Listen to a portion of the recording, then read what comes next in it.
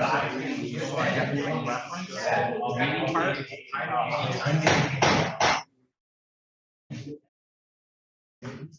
evening, everybody. Welcome to tonight's meeting. You can all rise to the Pledge of Allegiance. Thank you. Pledge allegiance to the flag of the United States of America, to the republic for which it stands, one nation, under God, indivisible, liberty and justice for all.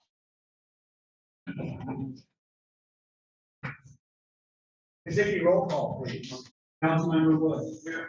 Councilmember Conrad Willoughby. Here. Councilmember Ritchie. Here. Mayor Darrow. Here. Councilmember Donovan. Here. Councilmember Schroeder. Here. Mayor Pro Tem Wu. Here. All right, item 3, reading and consideration of the minutes of the regular meeting held on May 9, 2022. Does anybody have any changes or corrections to those minutes as presented? All right, they are adopted. Actually, there was one change. Oh, now you say. Sorry. I noticed I believe it's on the. I think it was probably a find and replace error. Many places where you meant to say statue, I think you said stature instead. So just a small correction. Or statute. Or stature of the statue.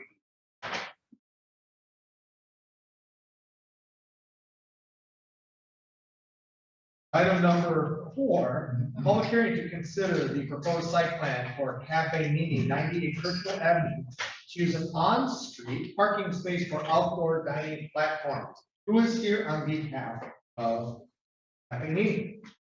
Come on up, give us your name, address, title, etc. Evening, how are you? My name is Wyatt Wasley. I am the owner of Acres. I'm here on behalf of Strawberry is not doing well today, so she has to be started order.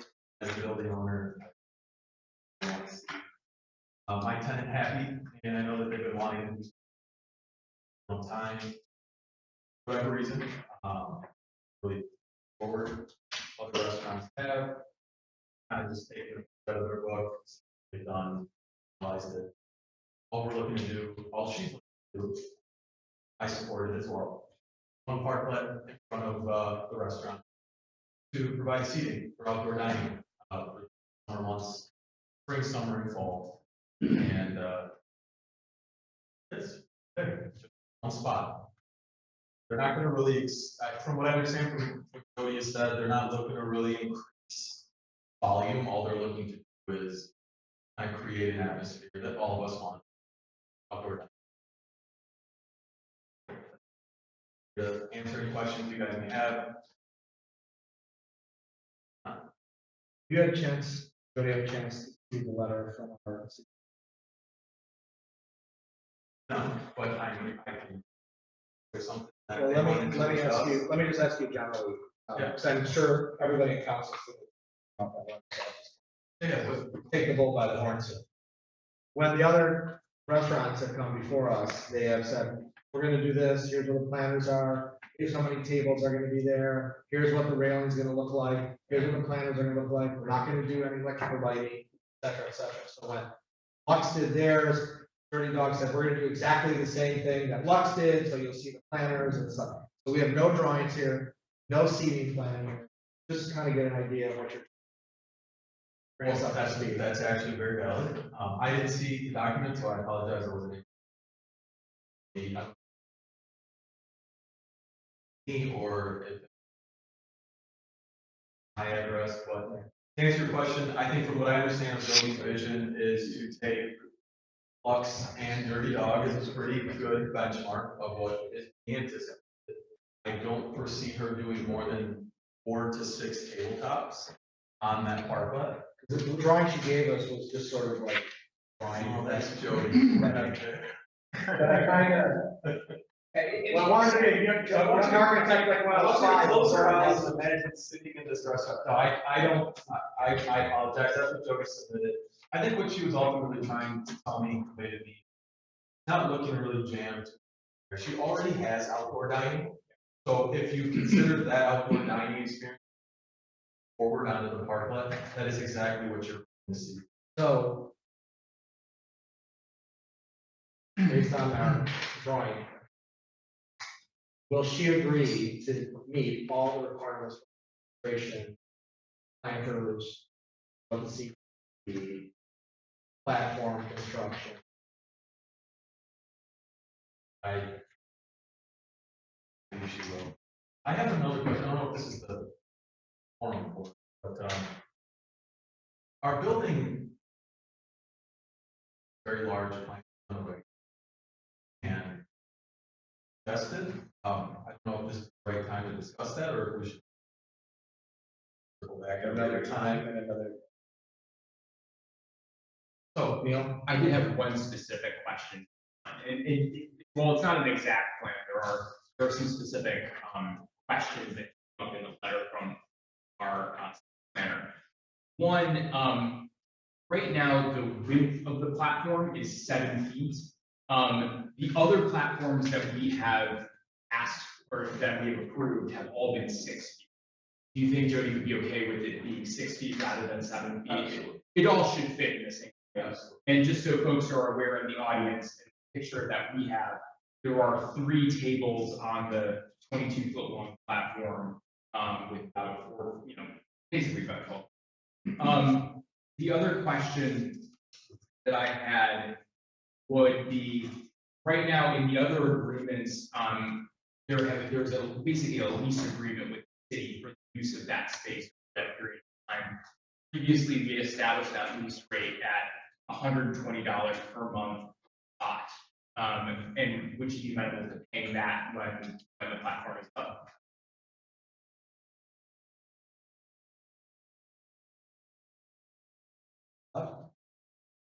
Yes, thanks very much for coming. Just to reiterate, and I agree completely with what Neil was saying. I am for this proposal, but 6 foot wide. And then just today I have to go walk by Lux.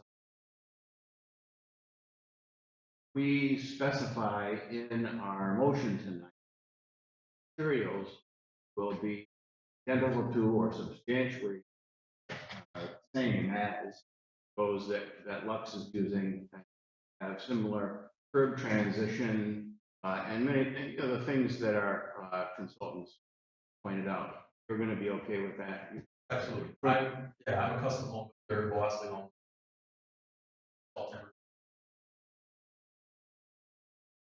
And it's important for the public safety, and I'd just like to ask if you could tell us a little bit about the planter's hutch. You're familiar with what we have across the street. Yeah, Are we okay with what we have across the street? Yeah. The way we've got that, and can you relate that to this Yeah. proposal here? I had dinner tonight at Lux. We're from much like to materials production. I'm happy with. More detail. As a building owner, I want to be free too. I obviously want to protect.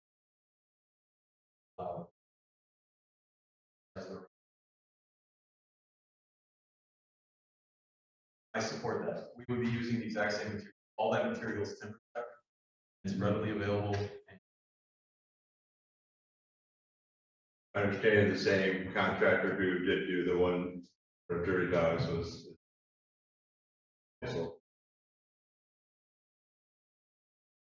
Yeah, Ed Russell. Ed and I are friends.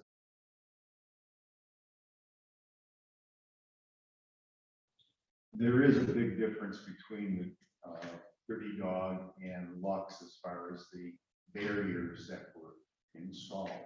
The Dirty Dog has a much substantial barrier and just more firmness to it than what you have. The structure you mean? Yeah, you really need to look at The planters. the planters. Protective planters. Understood. That's really what the name of the game is. Somebody driving down and there's a lead buffer zone. Yeah, all these things I'll relay to Jody, and it'll be both of us, but more so her, to make sure that she complies with everything that you guys want to see that.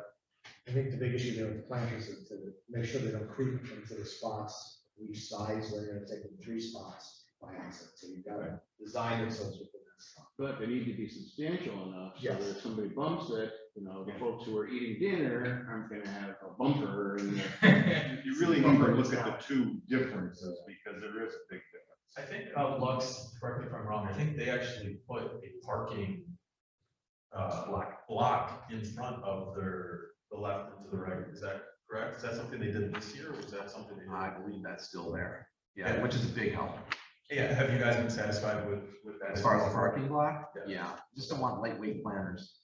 Absolutely. Yeah. Just wanna bring it to the side as well. Yeah. So I have a motion, yeah, I have a motion. Well, yeah, I got to go to public, hold on a second. Okay. So the other thing I want to reference too is occasionally we've had to remind Lux that this 5-foot clearance means a 5-foot clearance. Sometimes there's table creep into that Yeah. passageway, so we just got to make sure that doesn't happen with these patios because pedestrians have the right to be able to navigate the sidewalk.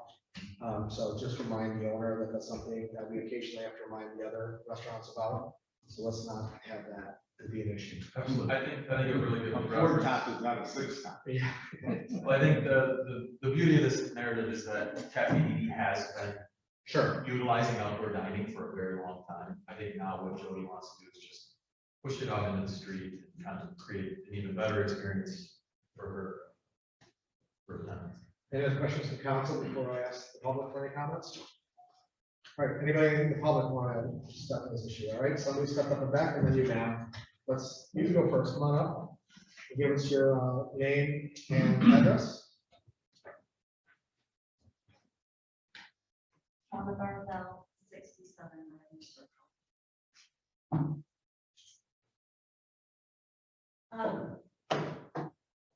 Monday afternoon, 2 o'clock, I saw a giant rat on my patio. Subsequently, my neighbors have seen rats and then received this notice for the expansion of Cafe Edie. So I called on Wednesday to speak with someone. I received a call back Thursday morning around 10:30. And during the phone call, referenced the fact that there were rats and there's a trash issue going on. And as residents, we're held to ordinances. I'm sure you're familiar with them. When the trash goes out, how it's put out, lids on trash cans, all of that. And so here we are with rats in the middle of the day. A rat this size. And now we're expanding a restaurant. Not sure how many tables or people from what was said tonight. And we've expansion on the other side as well. And if you go on the other side and going down the alley, from 120 down to Fifth Third, there's no bait boxes. There's no live traps, there's nothing. So when I was on the phone Thursday with Matt, and I was expressing my concern as a resident and the trash concern, and then over behind Rite Aid, behind Brown Store, all the dumpsters, lids open, trash hanging out, linens hanging out overnight. As a resident who pays taxes, the response to me was, I said, aren't the restaurants, businesses held to the same standard? The response was, they pay more taxes. So I'm here today wondering, one, what is the view of expanding, but not taking care of what is currently a problem and potentially a public health concern?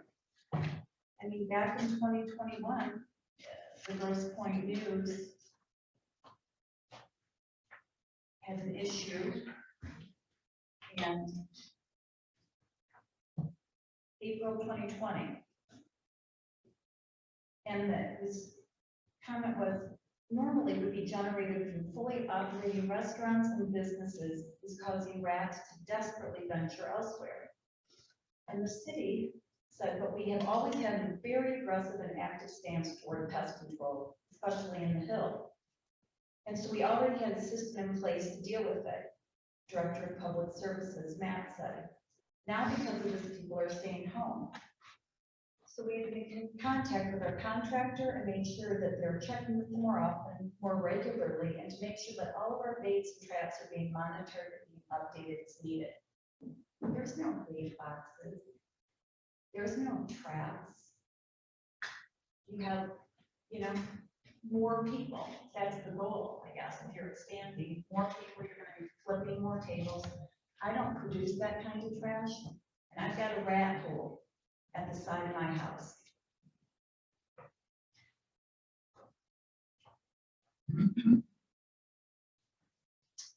I mean, Ferndale's dealing with live traps. Bait boxes, it takes about 2 weeks. They drop poison. My dog was about this close to getting that rat on Monday. That's middle of the day, so they're out. When I dealt with this in 2016, we had a fire outside.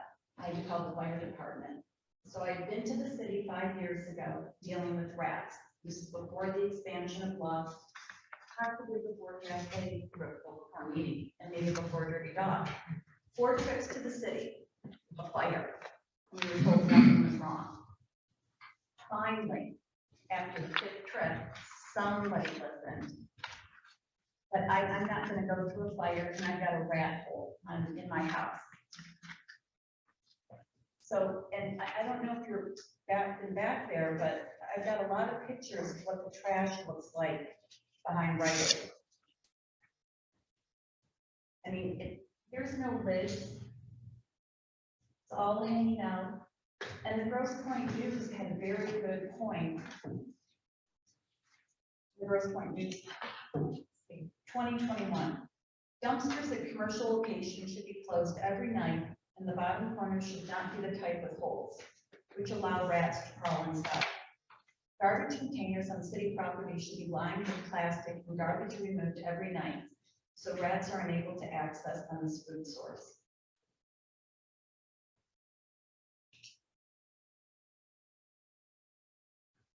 So how often is the trash picked up? So I'll turn to Shane, you wanna chime in here? Yeah, there's commercial pick on the hills twice a week, Tuesdays and Fridays. Well, I have pictures from Wednesday night and it was raining. So there was no outdoor dining. The dumpsters are gates open, trash all over, bait box covered in trash. So I mean, is there a possibility that the trash cans, dumpsters get lined? There's bait boxes, live trash, will they remove the trash every night? If you're growing, I mean, the next thing is, we're gonna have bronze store going. So Matt, can you tell us about the pest control process we have at the city? Yeah, we hire, employ Rosa Pest Control, as we have for many years. They check the hill on a regular basis. Most of the activity is on the right side. The day after we spoke, I did go and inspect all the dumpster enclosures. Certainly the ones on the right-hand side that show a lot more use and a lot more wear. I found behind Cafe Nini to actually be quite well maintained. I didn't see any garbage outside of the dumpsters. The dumpsters were empty at that time, so they must have just been emptied. But during our conversation, as I said, that there are hotspots from time to time, and we react to those hotspots when we hear about increased activity, rodent sightings. Then we notify Rose, and they go out and they check all their bait box and they take the appropriate action. And I just add to that, your concerns are important.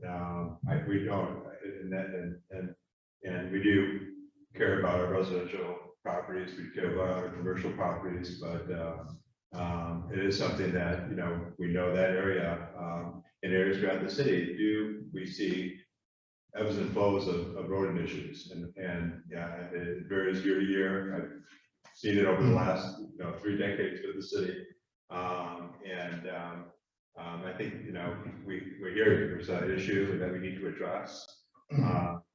We do have problems sometimes with the employees within some of those businesses where our rubbish crew will come and we'll find the lids are shut and the trash is piled up and falling over and the dumpster is empty. And so we've actually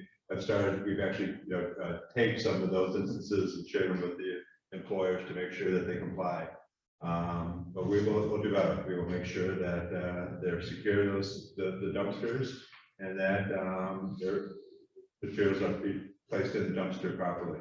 And if needed, we'll do extra pickup if we can't do it during the 2 days. But as residents, we're fined. I mean, do you fine these We restaurants? do. We have, we do find, I'm on Hillcrest, and I can tell you, we had an infestation in our neighborhood about 3 years ago, with a live trap that, we, personally, saw, it was an issue.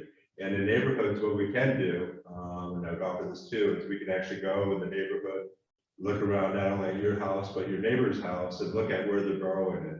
Are there wood piles that are, anywhere in the area, they want 3 things. They want shelter, they want water, they want food. And so we'll look at those conditions that are creating, a habitat for the rats and bird feeders, different things. But certainly being next to a commercial business district is something that needs special attention. Because according to the Grosse Point News, 2 rats produce 1,260 rats a year. But it goes back to it. There's no life. I mean, I'm quoting, there were traps and bait boxes. There's nothing. And during the pandemic, we didn't have rats in the house. Now that the restaurants are back in full swing, the trial is running up and down Kirchhoff, there's rats. Well, there's typically bait boxes in those areas at all times, but if there's not, then we There hasn't been need in to 4 find days. out. I've got video and pictures. There's, Well, I they mean, will be there's out there. linen carts. So you're leaving soiled linens from Saturday night till when? Now, if I But put that's something different, on, that's a linen service, but yes. Shane, can I ask you something? Sure. When you were doing the live traps, what were you doing to dispose of the rat when you got it? Were you physically having to exterminate yourself and get rid of it? If you do live traps, Yeah, I think typically people will put it at their household place. but I'm just wondering, will Rose do that? Will they put live traps? There's, Shauna doesn't want the bait necessarily in the back of the alley, they're attracting it towards her house. right, And sometimes they get those baits and the rats drive them along the way. If she's got a dog, so dogs will get them, or predator birds will get them. So they can do more live traps and just get them out. well, there's the problem with the live traps too, is there's other risks too, of, a dog getting its snout in the trap or. Well, like a Havahart, you mean? Like a Havahart, like just We can explore that. and they just, there's no way a dog can get in them. I mean, they're Matt, do small. does Rose do live traps? No, because of that potential risk for other cats and dogs. How does Ferndale handle it then? Because I know the city of Ferndale is handling this. I'm not sure. That'd be worth looking into, if you're on top of this, if this is something that's your department. That would be a good thing to look into for the I would neighborhood. say generally speaking, we rely on Rose because they know what best practices are. Well, this is how nothing's really getting better over the years, that's why she's here tonight. And the problem is, I think why Sean wanted to come tonight with expansion of the restaurant, there's a lot of concerns about the front of the house, what's happening with the planters, what the material they're gonna use, but what's going on in the back of the house, you're adding more garbage in. By adding just a few here, but we're talking about the whole hill, they've added more seats up front, so there's more going on in the dumpsters. Is it just an easier solution to just pick it up every day and just get the garbage out every day? I just went by Yeah, and it's a looked question, today. it's a question of manpower as well, because just like every other business, the city can, it's got 4,000 homes and businesses. But it's the We hill. can try, I understand, so Shane said he'll try to do some extra pickups if we see that's a problem. I know for certain we have found businesses in the past who are not handling their garbage properly after several weeks, including some of them. I think we will absolutely positively look at Rose and what the plan is for the behind hill. We will. Is there someone else to look into too? Sure, so we can look and call Ferndale, find out what they're doing, absolutely, we'll look at extra days of pickup, we'll remind. What all about the business every owners- day, just out of curiosity? So see, every day, Mondays, some of them are closed, so why pick it up on Tuesday, when there's nothing in it? So I mean, we're gonna have to look at the patterns of when they're full, when they're optimized, so if it needs more than 2, we will look more than 2, for sure, absolutely. And then we'll remind all the business owners that they do have to secure, which we've done in the past, is Shane's right. And that empty dumpster is where the employees just throw it on top of the dump, and rather than lift the lid, they just throw it on top when the thing is empty, so we'll remind them again that they have to use them. But it's fine, the problem isn't going away, and we went through this a few years ago, and, It's just a matter of us enforcing it stronger, is what I hear. right, and fine them, or what's the problem of getting a daily pickup, which is just. But like I said, sometimes we Well, don't, if Monday isn't This it? is Monday night. because that comes Sunday, but I'm saying some of them weren't closed. Yeah. On Monday night, because of what's been sitting there since Saturday and Sunday, pickups on Tuesday, right? So we can move it to get it from the weekend, but some of them are closed on Monday, Pick it up but it's been picking, that's the weekend, so we might have to better coordinate when the pickups are, and maybe add 1 or 2 days to make sure they don't overflow. So that's something we'll absolutely look at, promise. But if Because- Rose, I'm sorry to interrupt you, but where are the bait boxes He just said, we'll talk to Rose, make sure they get more bait boxes out there and look at what's happening since they're coming over the Radnor. Obviously, we have an issue between the back of the hill and Radnor. So if they weren't there now, we'll make sure they get it. Do you think this would be like kind of a steady agenda? Rats are an issue. There's communities like the park that do more public service announcements and bring more attention to it. There's communities like Royal Oak, we had this conversation a few years ago, Shane, that do more awareness to it for their neighborhood to say, just like you mentioned, what can we do individually? Yeah, we can do that. Again, we do that. When we do know of an area, we will send out letters, but I did see what Grosse Point Park has recently put on their website, so there must be issues there recently. And that's certainly something that we can monitor after. Mr. Brewer? We discussed it 3 or 4 months ago with regard to a neighborhood closer to Mack Avenue that had a rodent problem, discussing how dogs, things of that nature really pick up. I agree with you. I go through the alley a lot on my bike to avoid Percival. I do think a reminder letter needs to be sent to the businesses about refuse and things of that nature, and getting things picked up. But it's gotta be more, it's almost, it has to stay more than this, because obviously it goes away after a couple of days. And it is a staffing problem. I understand the restaurants are having staffing problems. But the fact is, I guess you just have to do some fines and get them to get to real efficient.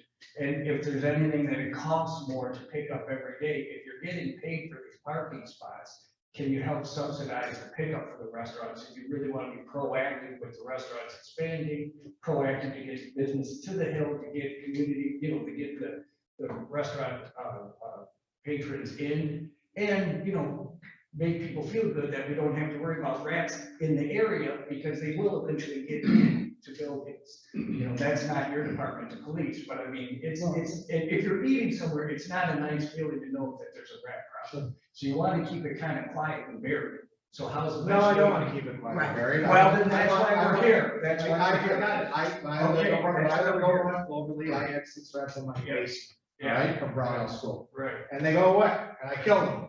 right. Because I have a nickname my kids gave me, I won't share.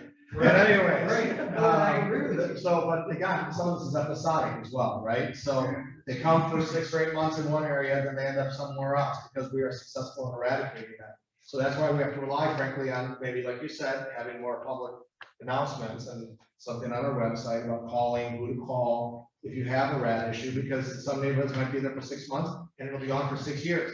Other neighborhoods, that's much more prevalent, where it comes back every year. But Gary Zero is some. I it's the understand. food, it's the source. I- 100 it's the source. 100%, but we can't get rid of the restaurants. No, That's- the dumpster clearing, Yeah. empty the dumpsters Yeah. every night. I understand, Yeah. yeah. So Mr. Mayor, Yes. why don't we do this? Because it really is, I know it's related, but it's a different issue than what we're trying to do on the front now. So, and I know it's related. I don't think anything else that we say may or may not satisfy you. If I was in your situation, here's what I would do. You've heard some different alternatives, you've heard some different actions. Come back in 2 weeks and see if something's changed. that's possible, and that's what we've gone through for the last couple of years, and that's appreciated. And you just asking for $120 a month towards the parking taken away. Can that go towards the additional pickup of the garbage? Because that's what's gonna change. Again, let them explore everything. Let's Sure. take a look at the Sure. exterminators, let's take a look at the business owners, everything that was mentioned here. And get the live traps. Right, so in other words, we'll do our fact finding. Yeah. We'll take some action plans, and then let's see what happens. Most importantly, we've heard you. So if you don't see action, I'll expect you back here next month. That's all we've done nothing. So I know we will, administration says they will do this, we'll make sure they do it. That's appreciated. All right, thank you for bringing it to our attention. Thank you. And one thing, sure. I had Rose Pest Control at the house. And just FYI, they sold out in January to another company. They still go by Rose. A lot of people left. So if I was in Matt's position, I would be getting whoever they are out to see what they're really doing. And are they living up to the contract that we originally signed with Rose? Because it's a different group of owners right now. So that's my 2 cents, all right? Appreciate that. Thank you. Appreciate it, everybody. Thank you very Thank much. you. Name and address, please, sir. My name is Edward Jeffries. I live in the park. I own one of the church park. I'd like to say I like Happy Meal. I like the food. I eat there frequently. And I don't blame them for asking for this additional parking. It's an easy way to expand their footprint and very cost effective. However, I don't think it's good for my building in particular and for the block in general. I think there's a strong need for park street parking for customers for the entire block. I lived my life in Grosse Pointe, and I think most of you have, and I personally think Grosse Pointe people are lazy. They'll drive by and go find a parking place. They will keep going and they will not stop and traffic. The council has already given, I think, at least four parking places to restaurants on the other side of the street. And I think that's enough. I think that the assigning of spaces exclusively for one business precludes anybody else from using that space 24/7. They got it, they got their patio out there, and nobody else can use it even when they're closed. So it's, I think, an inefficient use of a valuable resource for the merchants on First Street. Cafe already has outside dining, as we all know. Why didn't they more? And I'm surprised because most of the restaurants I've talked to can't really take care of the customers they have already. So expanding is I think, a little, congratulations, Phil, I guess, if they can do it. The other thing is that the loss of parking, particularly at Cafe Nini, and on my side of the street is particularly onerous because my customers, the people on our side of the street, if there's no parking in the street and you think they're gonna go to the municipal parking lot, they're gonna walk around the building, through the alley, or around the other end. All the other people on the other side of the street all have back doors. They all have back doors that they can let people in. So their parking on that side is not a problem. But my side it is. It really is. I don't think it's, I mean, it's just right. And I understand that during the pandemic and all that, the people were worried about the restaurants, wanted to support the restaurants. I did the same thing. Did the pickup, overtipped the people so they could hopefully stay alive, all that stuff. But that is over. The pandemic is over. We don't need to, as a council, to pick particular businesses to succeed and to prosper at the expense of others. And that's me. And I don't think that's right. The other thing, I may be mistaken, I thought they were asking for 2 spaces, in which case, their building is only 20 foot wide, my building is 20 foot wide, and if they get 2 spaces, they're gonna be encroaching on my frontage on Birchwood, which, again, is a disadvantage to me, and I think devalues my property. And I'd like to know what's the council gonna do to make me whole, if anything. You know, I pay my taxes, I'm not getting the fair share. In summary, the need for assigned parking spaces exclusively to Cafe Nini is patently unfair to me in particular and the rest of the block. And like I said, I pay my taxes, I don't think I'm getting fair share. Thank you. Hyannis at all? No, 130? 100. Yes. Anybody else in the public? Any comments? All right. Sure, come on up.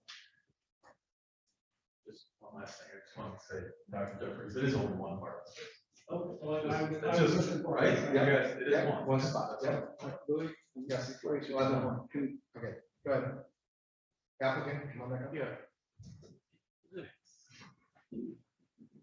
You heard the discussion regarding the rats and, you Yeah. know, this discussion centers on your application here. Can we get a commitment from you, and, you know, this is not part of the motion here tonight, but I mean, from you personally, that you're gonna do your best in terms of making sure that the alleyway in the back, back there is gonna be cleaned up, and to the extent that you have a third more trash, you might get another dumpster, or a solution of some sort. I will have a discussion with Jody. I don't interfere with her business, but I 100% agree with you. If there is an issue with rats, obviously as a business owner, I want to definitely dig into it and explore. I do know that right now with our alley, obviously the renovation and new construction that's happening a couple doors down, things are a little bit chaotic back there, controlled chaos. It's not, they're not doing a poor job. I think they're doing a phenomenal job. 2 doors down with the building. But when it comes to the rats, and I was speaking to Jody, I've never seen an issue, because again, I'm pretty particular about things, and anytime I go back there, we got a lot back there. Usually I don't smell garbage, I don't really see any garbage. I think Jody does a really great job. Her team of managers are quite on top of everything, so, but I will have conversations with her, absolutely. Well, I know the reason we ended up with rats is because of construction at Brownell, because of all the vibrations in the ground when they were doing construction. They were just pushed across the street from Williams into my basement and down the sewers. So, yes, construction has something to do with it, but it's also a food, garbage issue. So thank you for having Jody look at it. If she has any questions, you should reach out to Matt and to Shane. Right. And I don't think her goal is to increase volume. Honestly, I don't see that being her purpose. I have lots of friends who still prefer to dine outside. It's likewise. So pandemic over or not yet, pandemic over. All right, thank you. Seeing no more comments from the public, any further questions from council? I have a question. Sure. Sir, I wanted to know what is your business and what do you think is the percentage of loss if this were to be approved? Well, unfortunately, the building is empty, at least the ground floor. The second floor is not, the ground floor is available. I mean, it would just be hard to rent it, it's hard enough to do even more.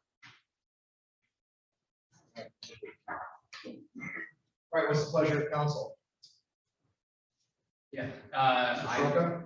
I will move that the city council approve the site plan submitted on May 25th, 2022 by Josephine Ferrari on behalf of Wadif Wasili, is that correct? Wadif, sorry, Mark. Wadif, yes. For the construction and siting of a removable deck to effectively expand the sidewalk and increase seasonal patio seating capacity for the property located at 98 Kirchhoff Avenue, known as Cafe Meany. To reach this decision, we have reviewed Matt Baca's memo dated June 6, 2022, the applicant's site plan review application dated May 25th, 2022, and a detailed review letter from McKenna dated June 6, 2022, and the applicant's comments, as well as public comments tonight. Approval of the site plan is subject to the following conditions. 1, the applicant provides details of the planters, wheel stocks, and other appropriate barriers that are proposed around the platform to the satisfaction of the city public safety officials. 2, the applicant revises the width of the platform to 6 feet to maintain consistency across similar removable decks utilized in the Hill Business District. 3, the applicant provides details regarding the intended materials and finishes of the deck, fencing, and any additional barriers or planters to be included in the platform. 4, the applicant provides a detailed drawing of the transition between the proposed platform and the existing curb, ensuring that the platform is accessible to all patrons and does not present any tripping hazards, and that drainage is appropriately maintained occur. 5, if exterior lighting will be included on the platform, the types and locations should be called out and demonstrate to the city's satisfaction that the lights will not be hazardous to drivers.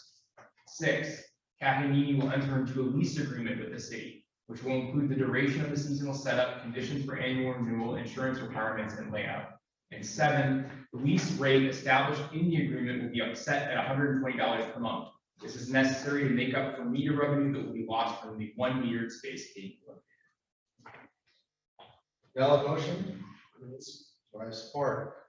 Question, Mr. Would I Wood. make a friendly amendment? Request for a friendly amendment, yes. Please. Yes. Neil, regarding your item on number 3, Mhm. can we add that plans will be reviewed to the satisfaction of public safety?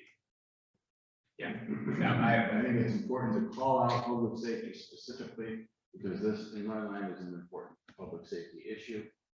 If that's, Yeah, it's in, to note, it is in the first, it is in the first, it does note that, but we can specifically add it to the portion about, finishes for the deck, fencing, and additional barriers. So the front amendment is accepted? Accepted, yeah. Okay, all right. so I would. Any other questions for council? Do I have support? Support that. All right. All in favor, say aye. Aye. Any opposed? Motion carries. Thank you very much.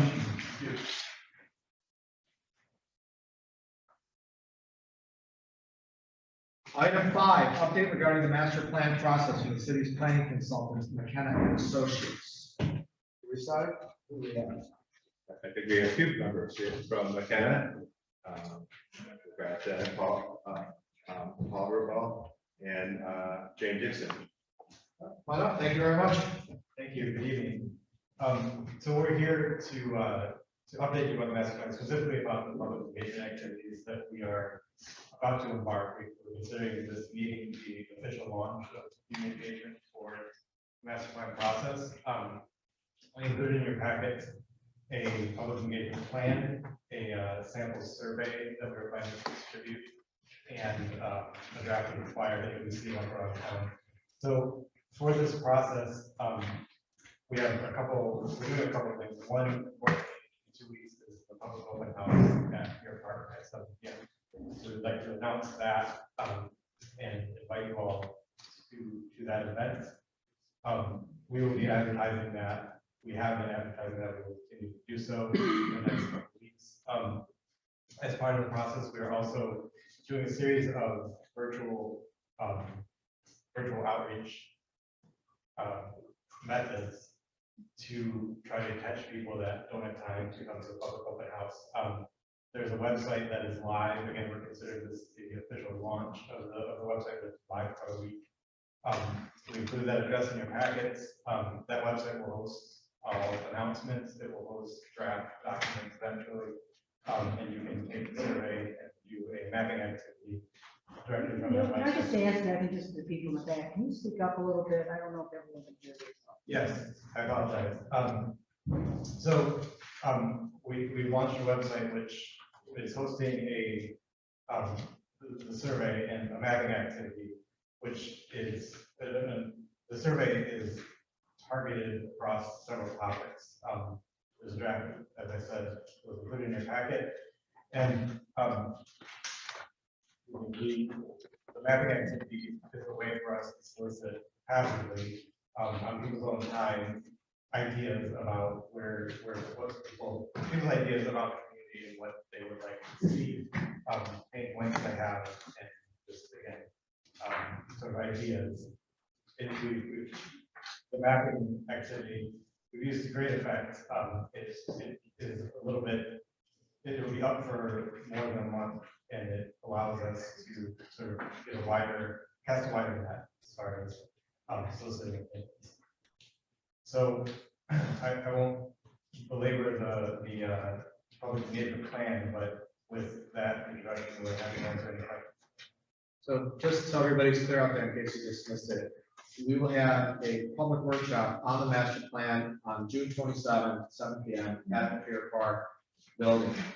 Second, this document and others regarding the master plan are on a separate page on the city's website that sort of describes the path for the master plan. And we'll discuss obviously much more about the master plan on the 27th. So today's just more of a informational, here's where the dates are, and here's what to do. So I think I summarized what you said. All right, thank you. Great, no problem. All right, anybody else on council have any questions left? Page 3, Paul, regarding the public workshop. It says outreach strategies, flyers will be posted at City Hall, library, public, post office, as well as downtown businesses.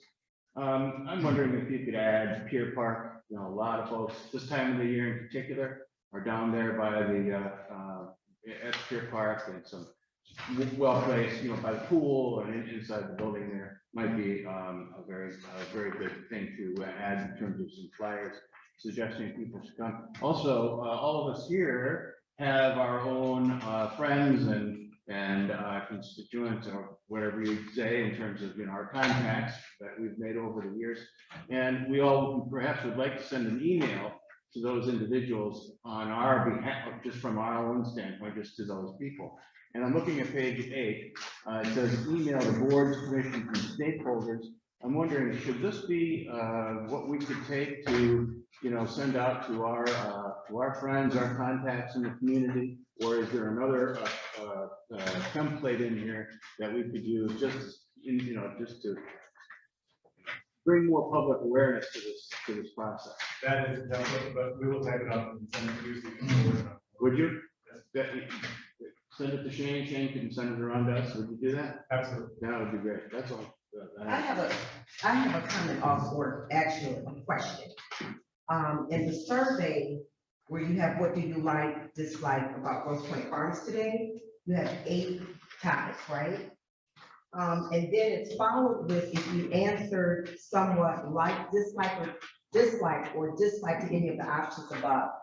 So just say a person had disliked before, and they're gonna group all of that under this one block here. Could you have that verbiage after each subject? I think so. I know it would make it a little bit longer, but this way, I think it would be easier to extract if we were gonna do an analysis of the dislikes and likes. It would be easier to say, like, community commercial offerings. And the person tell us why they had a dislike component. Sure. Yes. I do a lot of surveys and I don't like to wait till the end. So I like to fill in my comments per question. Fair enough. Yep. Okay, thank you. But that won't be too much work for you. Thank you. To stay on the group editing of the. That's why we're here. Yeah, exactly. To add that fun stuff. Number one, I just want to thank you all for including the question at the very end about how you typically get your information about Grosse Pointe Farms and community affairs programs. That is something that we've talked about in the communications committee, so I'm glad we'll have a little bit of information there. Just some small line items. How often do you visit the Hill for shopping? The first response is once a week. I would just change that to once a week or more, since there are many businesses that people frequently go and want to make sure that, you know, we're not just limiting it to once a week. And then finally, on the how often do you visit city parks? You know, I hesitate. It's always, you never want to add additional questions, but one thing that's missing about that is the seasonality that is like a reality of our parks. And what would be useful to know in that is how often do you visit city parks during the summer versus the rest of the year? Because that's one thing that I know, especially in this community, there's real variations in how people use the parks, I'd imagine, and I wonder if that would come through in the surveys. Yeah, I mean, I think we can get that from we scan those park passes as people enter the park. So I think we've got a pretty good idea of when it's being utilized, what time, down to the time of the day. Gotcha. Yeah, well, then that's fine. You know, you don't want to belabor additional questions. It's just one thing that I noticed there that we might not, I mean, honestly, if that's the case, do we even need that question at all? It's always better to eliminate a question. But we don't know whether it's the same individuals who are coming, I guess, once a week or, you know, they're all coming, you know, every day. Okay. Yeah, I trust you all's opinion. Those are just my ideas. Okay, any other questions? All right, we will see you on 27th. Thank you very much. Thank you. Thank you.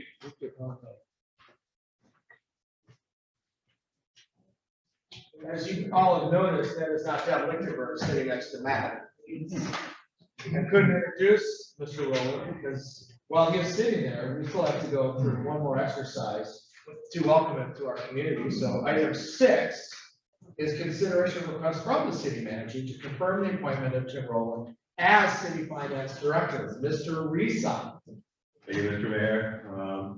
As discussed at the last council meeting, Deborah Lichtenberg has left her position in Grosse Pointe Farms to take a similar position as finance director in the city of Royal Oak. At that meeting last month, council did authorize me as city manager to find replacement or build a replacement of Deborah's position based upon approval of the personnel committee. Very pleased. I think we really are very fortunate, particularly in the climate of getting really good qualified finance directors in Michigan. It's a problem for communities. It's a problem I hear from my colleagues. We're very fortunate and we were persuade Tim to leave Huntington Woods and come to Grosse Pointe Farms.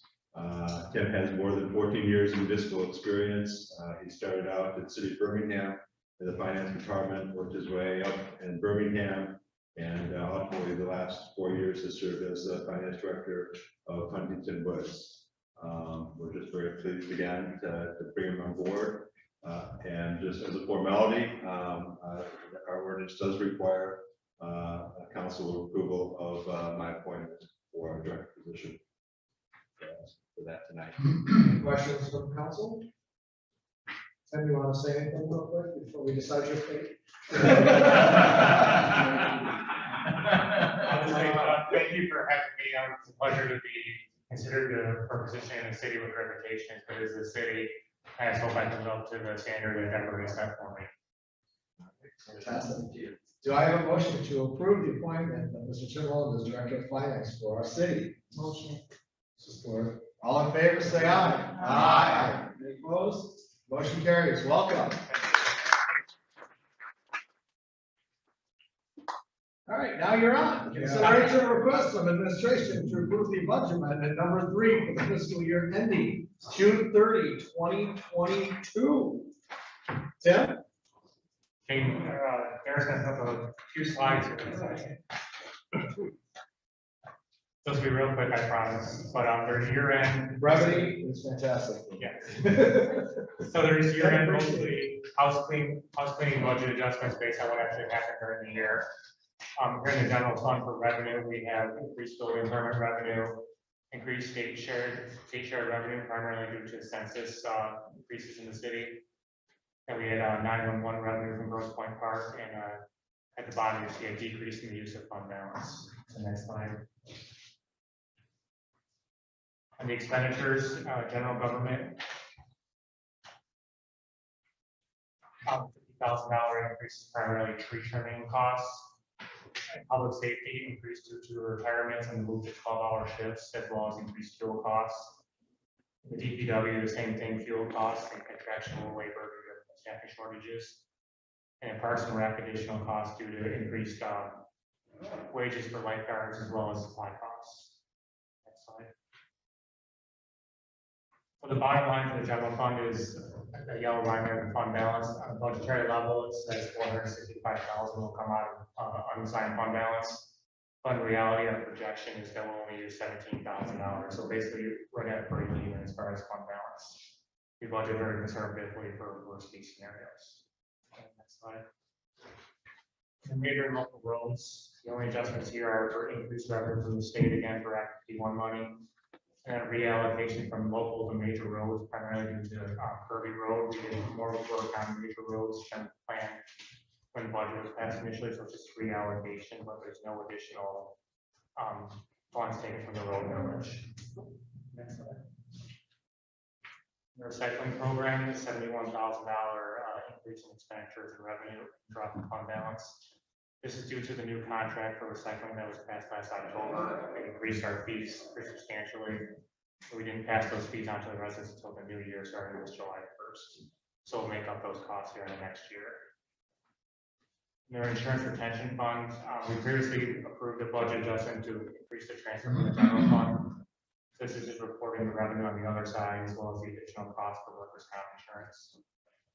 That's fine. Same thing here in the healthcare fund. We already approved the transfer from the general fund for healthcare costs of $370. This is reporting the revenue on the other side. You'll see there's going to be a decrease in use of fund balance in that fund. In capital projects, other revenue increased $100,000 we received from the foundation for the gazebo, as well as $23,000 worth for equipment sales. And those are just being allocated to capital projects. That's all. It's just house cleaning, mostly year-end house cleaning adjustments. Any questions from council? Thank you, Mr. Mayor. Nice presentation. Thank you very much.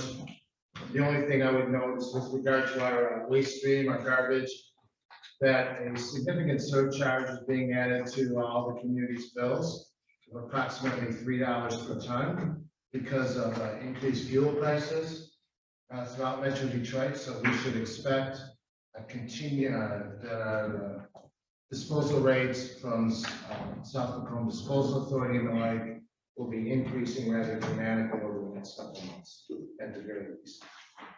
Thank you for the good news. And you're very much. Yes, sir. Any other questions from council? Louis? Yes. Just a couple of questions for Tim, just explanations. Tim, first, I guess roads, and secondly, maybe you can just reiterate to us that our unassigned fund balance is going to meet our goals that we have established here at our policy of 20 to 30%. So first, roads, we're looking good. We didn't decrease anything for last year, right? We did not know. Essentially, when the budget was passed, we didn't know what roads we were going to do yet. And they're being primarily major roads, so it's just a reallocation from between the two funds. Then on the fund balance, we're projecting right at that 25% level for unassigned fund balance, which is right where we want to be. And our goal is 20 to 30% for unassigned, which is really terrific. That's a really good goal, good metric for us. So thanks. Thanks. Any other questions? Any questions from the public? Seeing none, public comment is closed. I will entertain a motion. Lev, you want to do it? Sure. Motion to approve the proposed budget amendments detailed on pages 5 through 9 in Tim Rowland's memo dated June 13th, 2022, which reflects the current expectations of revenues and expenditures for the fiscal year ending June 30th, 2022. All right, support anybody? Support. All right, all in favor, say aye. Aye. Any opposed? Motion carries. Thank you, Tim. Item number 8, consideration of a request from the administration to approve MEDC grant from the state of Michigan to fund emergency repairs to Wayne County's Lakeshore Road seawall. Mr. Risa.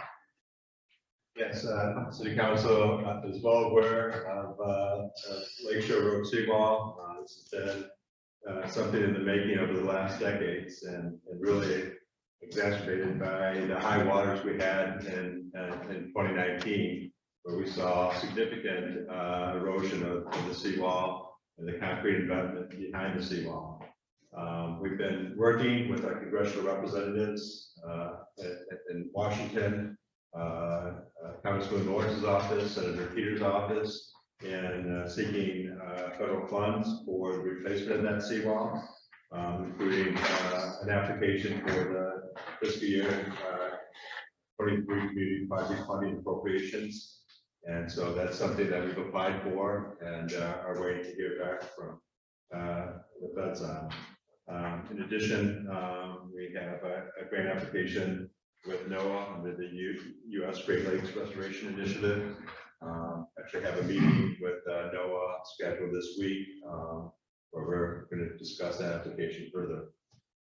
Those are longer term fixes, but in the interim, we know we have some immediate fixes that need to be addressed.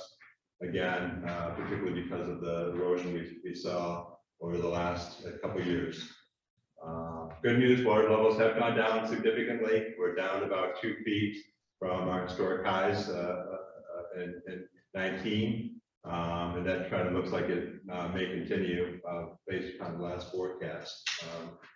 from the Army Corps, going into the near future.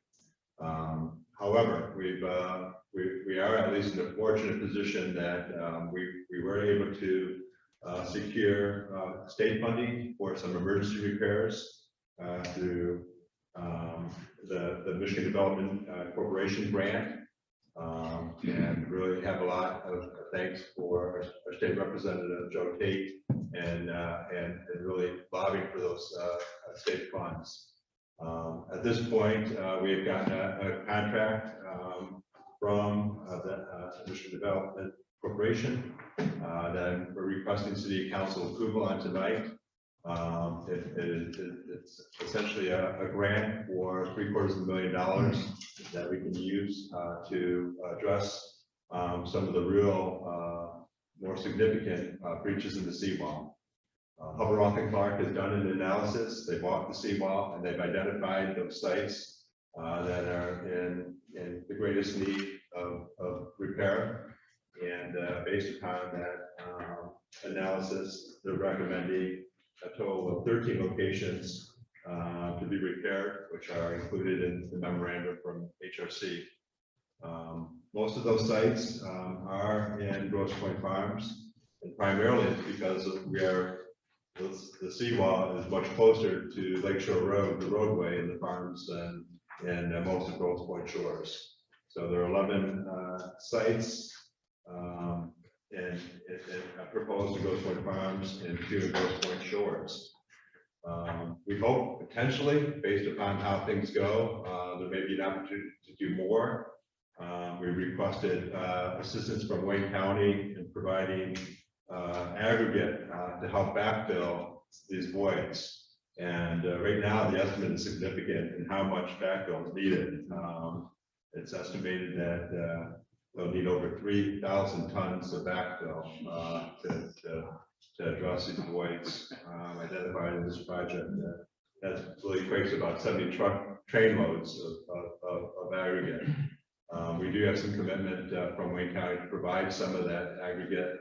We're going to ask for more, but to the extent the more we get, that frees up dollars for aggregate that were included in this proposal that we would now have available to do additional sites. Was the plan to cement over some of the aggregate?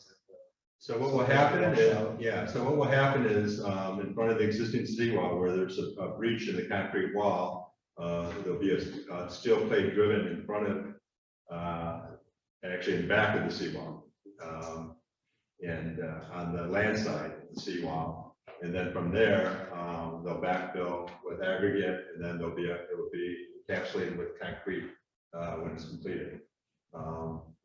Similar emergency repairs were done in Grosse Pointe shores a couple of years ago, and they're really holding up well.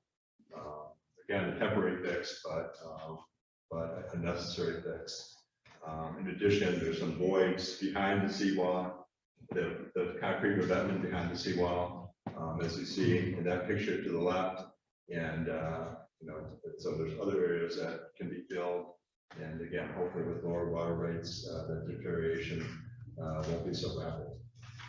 So at this point, we are requesting approval of the proposed grant that's included in the council packet, and authorization for the measure to sign. Yep. Yeah, my question, is, I suppose, a legal one. Does this in any way impact our position, which is a very clear position, that this roadway is a county roadway, that the seawall is a county responsibility? And my only concern here, if these repairs are desperately needed, is that our paying for these repairs would somehow be used against us at some point in the future. And so my question is like, so this money's coming from the Michigan Economic Development Corporation. Is it going directly to the city and therefore we are approving its use, or can we, because the alternative would be to say, give it to the county and the county can do the work. The problem is if that happens, they probably wouldn't do the work. Exactly, good point. So my concern is our approving this going to somehow hurt our standing in the future when we, frankly, there may need to be legal action to compel the county to actually do the work on the seawall that's been needed for a very, very So, Neil, I don't want to say too much in a public session as compared to advising the council under attorney-client privilege.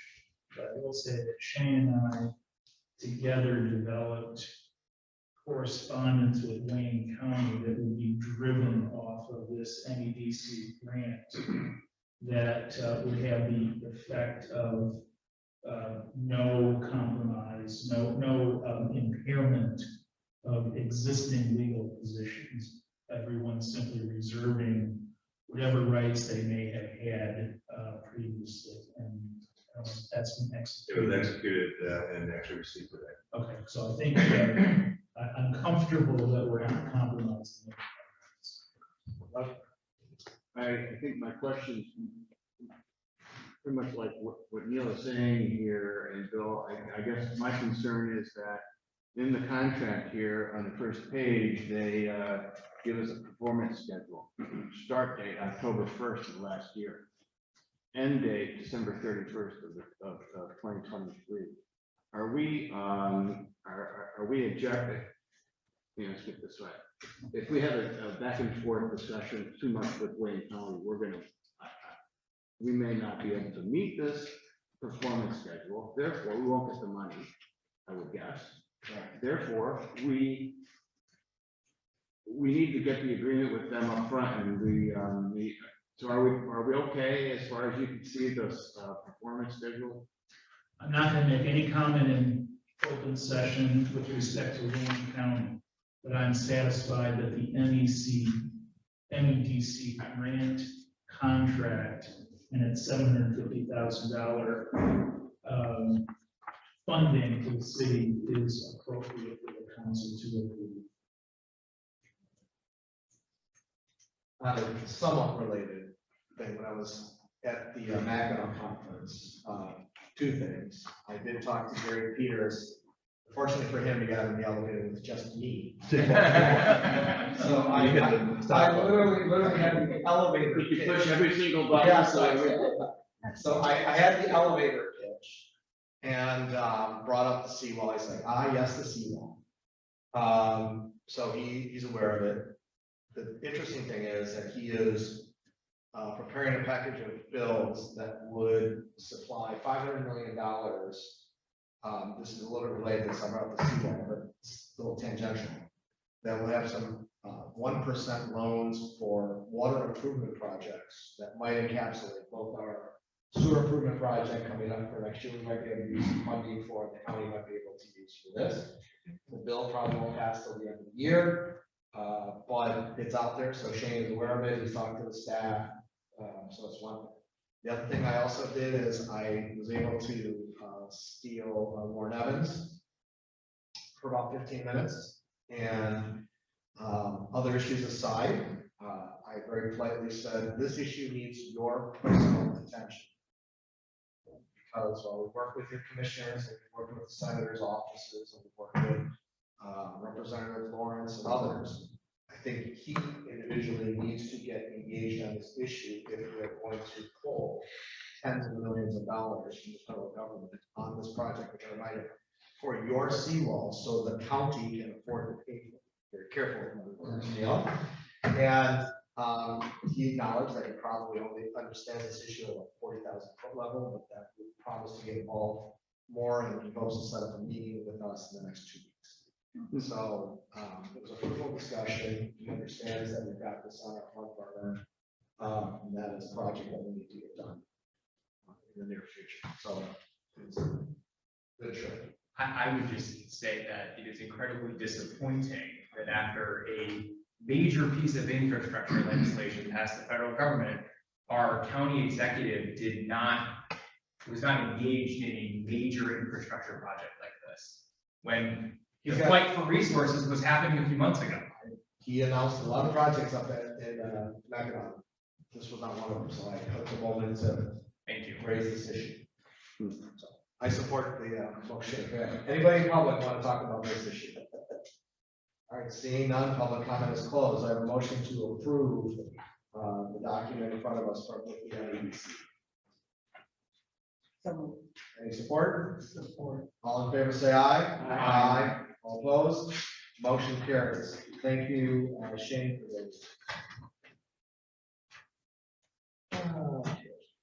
Item number 9, consideration of request to approve a resolution to temporarily locate the polling places at precinct 4, Kirby Elementary School, and precinct 5, Brownell Middle School to Grosse Pointe South for the August 2nd, 2022 state primary because of construction.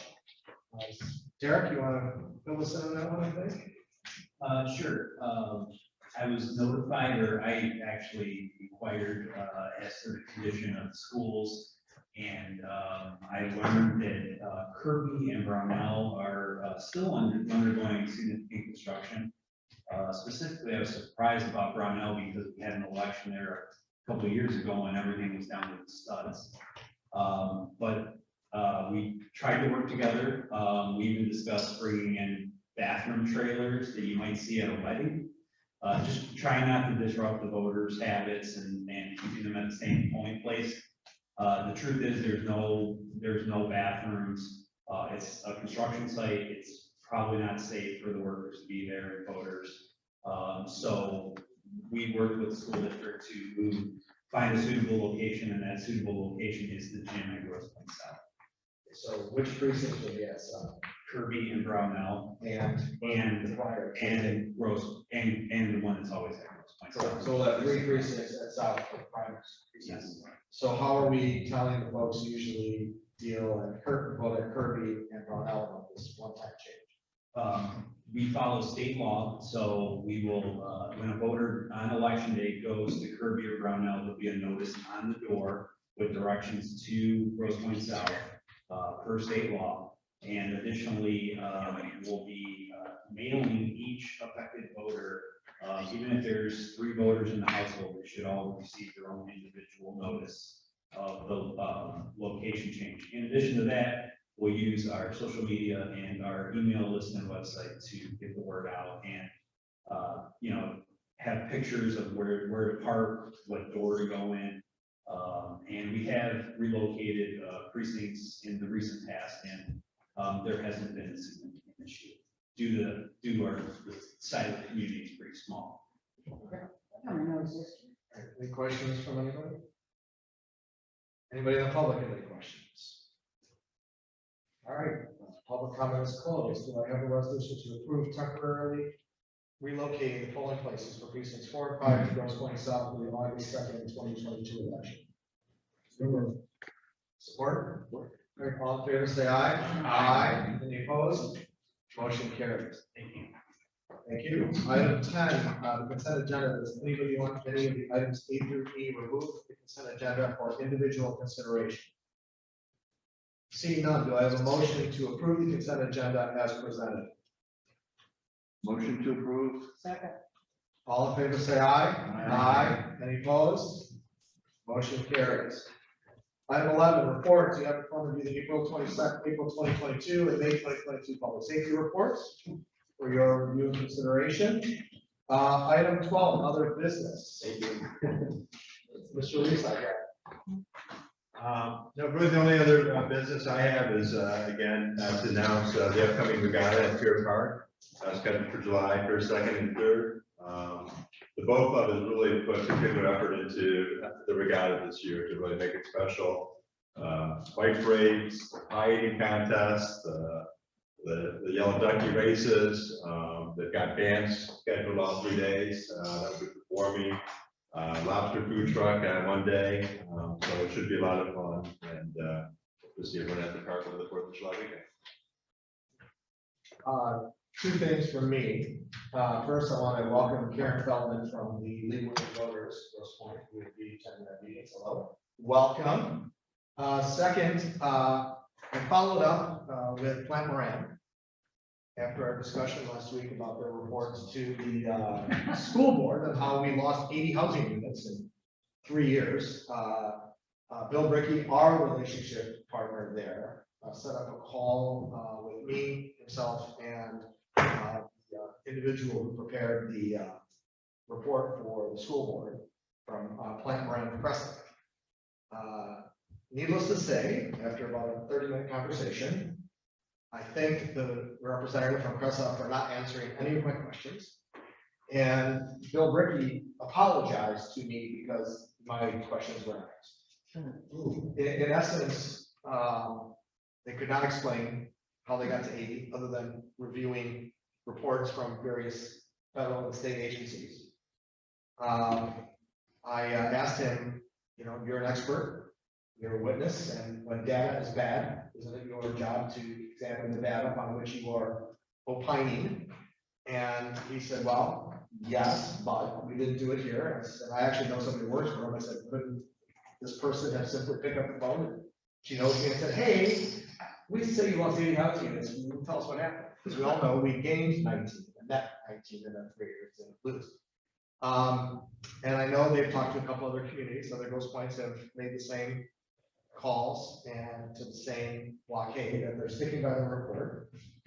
They, so if the council is willing, I plan on writing a letter with my signatures at the school board that will simply state that we disagree vehemently with the report, that our records show a net increase of 19 homes in the same time period that the school's expert claims we lost 80 units.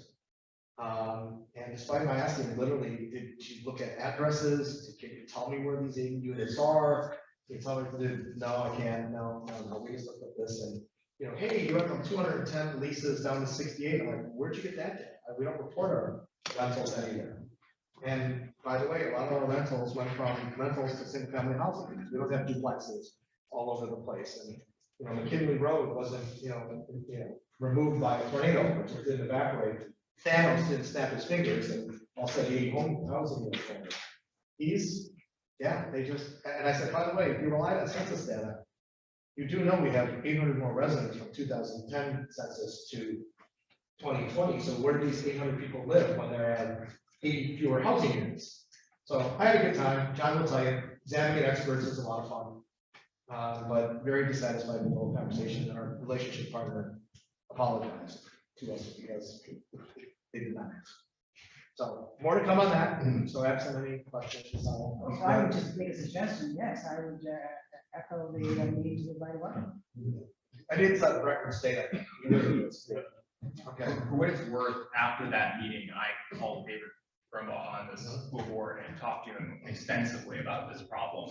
And he was a little bit flabbergasted by the information that we did not in fact lose 80 homes. And I explained again how that's the equivalent of losing a full street of housing.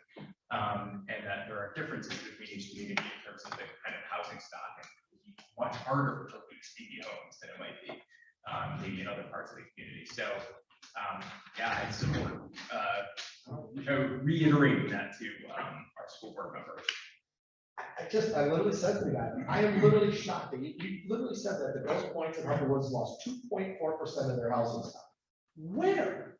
I mean, it was just, crazy. So anyways, all right, I think I'll talk to some of the other mayors. I'll talk to Michelle and to Sheila and to some of those guys. Even Grosse Pointe Shores, which only has 2,700 homes, I think, somehow lost like 70 housing units. I'm like, And there was seemed to be some confusion with the idea of equating rental, changing a single home to a rental property. Right. That doesn't have any impact at all with losing physical property. In fact, in the explanation, they say that. So it's mind-boggling. It is mind-boggling. All right. Anyone else have any other business from the council? I did have, sure. I had one, I just wanted to comment, I looked over extensively, the May 22 public safety report and the April 22 public safety report. I know Councilman Ricci and I often get emails about speeding in the community, and I just want you to know that I very much did notice and appreciate, although I'm sure a lot of our citizens, residents might not agree, that the number of traffic violations issued in 2022 is for April is 1,133 compared to 244 year to date this time last year. So it's just to remind, and something that I'll carry on in conversations with residents, is that public safety is very much looking for traffic violations. And I assume that would include speeding violations in our community, and people need to be aware of that, and people need to abide by those rules, and I appreciate the work that's going on there, because it's very important. I know a lot of community members are upset about kind of the speeding in their community. Stop signs are not optional. It's not a Grosse Pointe stop. Just because they have a white rim around the stop sign, that does not mean optional. I think I'm 1,000 of those with stop signs on my driveway. Violations. All right, anything else from council? All right, anybody in the public want to step up on public comment? Raise your hand, come on up and give us your name and address. Good evening, my name is Portia Roberson. I am currently the CEO of Focus Hope. This is my first time at one of the city council meetings. Hello, Neil. Hi. I just wanted to come and introduce myself. There's other stuff that's going on in my life, but here I'm here tonight to talk about Focus Hope and the work that I do there. I'm a defense lawyer and assistant Grant County prosecutor. I've been one, and I've also was appointed by President Obama to the Office of the Justice Department. But more importantly, I'm here to offer some of our services at Focus Hope to residents that you may have that need those services. Our senior program reaches over 42,000 seniors per month in Macomb, Washtenaw, Wayne, and Oakland County. And so it is very important for us to go out and make sure that all of the seniors that may need assistance are getting the assistance they need. We have some room to grow in our program. So I've been tasked with making sure as a CEO that I go out and explore and tell people about that message. So thank you for letting me step up this evening. Thank you, Marcia. Appreciate it. Good luck on everything that you're doing, Focus. So Thank you. there's Bill Cunningham to Alzheimer's Society in between with your interim presidents and now with regarding yourself. It's a fabulous organization. Thank you for your leadership. Thank you. We're really excited because for the first time in 16 years, we've gotten rid of all the debt. So we can spend all the money that we received from some of our funders to go directly to our program. So we're really excited about what we've done. Thank Congratulations. You. Thank you. You took away my ability to congratulate. Big success. Anybody else on public comments? Come on up. Name and address, please. Hi, I'm Sherry D. Danielgo, 15667. Good to see you again. Thank you. Glastonbury, Michigan, 48223. I'm here this evening just to introduce myself and get to know some of you all. I am running for Congress, the 13th Congressional District. I am a former Michigan State legislator. Prior to serving for 6 years in the House, I served as a teacher as well for Detroit Public Schools and a couple other schools. Taught science for about 7 to 8 years. Worked for United Way as a director of educational preparedness, and prior to that, I was a staffer for city council members Alberta Cincinnati and Clyde Cleveland for 9.5 years in the city of Detroit.